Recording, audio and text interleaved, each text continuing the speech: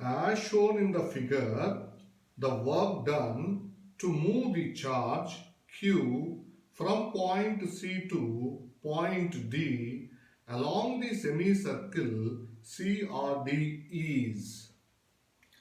So వీళ్ళు ఇక్కడ work done అడిగారు. వర్క్ డన్కి మనకు తెలిసినటువంటి formula W is equal to potential difference into charge. ఇక్కడ మూవ్ చేసిన ఛార్జీ ఈ క్యూ కాబట్టి, అంటే క్యాపిటల్ క్యూ కాబట్టి నేను క్యాపిటల్ క్యూ రాసేస్తాను. సో ఏ పాయింట్ నుంచి ఏ పాయింట్కి వీళ్ళు మూవ్ చేశారంటే సి నుంచి డికి, ఇట్లా సిఆర్డి అని అన్నారు వాళ్ళు క్వశ్చన్లో. అయినా సరే పాత్ మీద ఏం డిపెండ్ కాదు ఇక్కడ. So path independent. మనం ఏం చేస్తామంటే ఈ సి దగ్గర ముందు పొటెన్షియల్ ఎంతో తీసుకొని, డి దగ్గర ఎంతో పొటెన్షియల్ ఎంతో తీసుకొని డిఫరెన్స్ తీసుకుంటే మనకు పొటెన్షియల్ డిఫరెన్స్ ఉంటుంది, ఇంటూ ఛార్జ్ వేసేయచ్చు అనమాట. సో సి దగ్గర పొటెన్షియల్ ఎంత? అసలు పొటెన్షియల్కి బేసిక్ ఫార్ములాని మళ్ళీ ఒకసారి గుర్తు తెచ్చుకోండి. బేసిక్ ఫార్ములా అంటే పాయింట్ ఛార్జ్ వల్ల ఉండే ఫార్ములా. పాయింట్ ఛార్జ్కి మనం రాసే ఫార్ములా ఏంటి?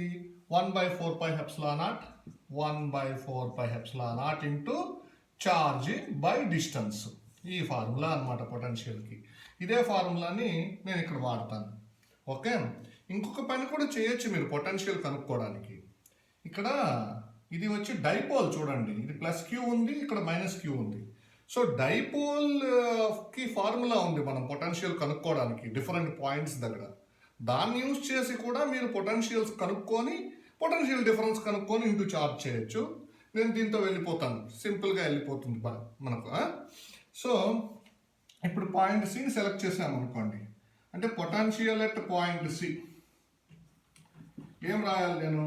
1/4πε0 ఎలాగూ కామన్ తీసేస్తాను ఇంటూ, అంటే ఇక్కడ రెండు ఛార్జీలు ఉన్నాయి కాబట్టి రెండిటి వల్ల పొటెన్షియల్ రాయాలి. సో ఇక్కడ చూడండి ప్లస్ క్యూ, ప్లస్ క్యూకి ఈ సికి ఈ డిస్టెన్స్ వచ్చి డి ఉంది. ఇది 2D, ఇది డి కాబట్టి ఇది డీనే కదా. సో Q/D రాస్తాను డిస్టెన్స్. అలాగే మైనస్ క్యూ నుంచి డి డిస్టెన్స్ ఏ ఉంది కదా పాయింట్ సి, అంటే -Q/D. పొటెన్షియల్ స్కేలార్ డైరెక్ట్గా యూజ్ చేసేయడమే, మనకు తెలుసు ఆ విషయం. ప్లస్ ఉంటే ప్లస్ వాడేస్తాం, మైనస్ ఉంటే మైనస్ వాడేస్తాము. మనకు బేసిక్ ఫార్ములా వచ్చి ఛార్జ్ బై డిస్టెన్సే కాబట్టి ఛార్జ్ బై డిస్టెన్స్ వేసేసాను.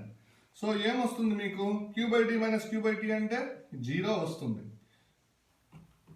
సో పొటెన్షియల్ ఎట్ సి వచ్చి 0 వచ్చింది. పొటెన్షియల్ ఎట్ డి కనుక్కోండి. పొటెన్షియల్ ఎట్ డి ఇదే మోడల్లో కనుక్కోండి. పొటెన్షియల్ ఎట్ డి 1/4πε0 ఎలాగూ కామన్. ఇక్కడ రెండు ఛార్జీలు ఉన్నాయి, ప్లస్ క్యూ ఉంది, మైనస్ క్యూ ఉంది.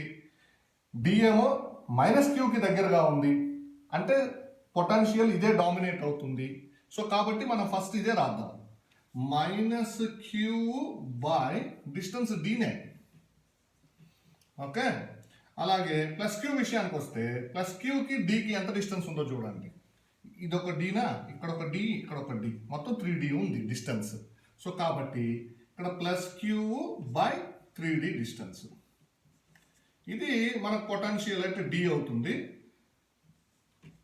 ఎంత వస్తుంది?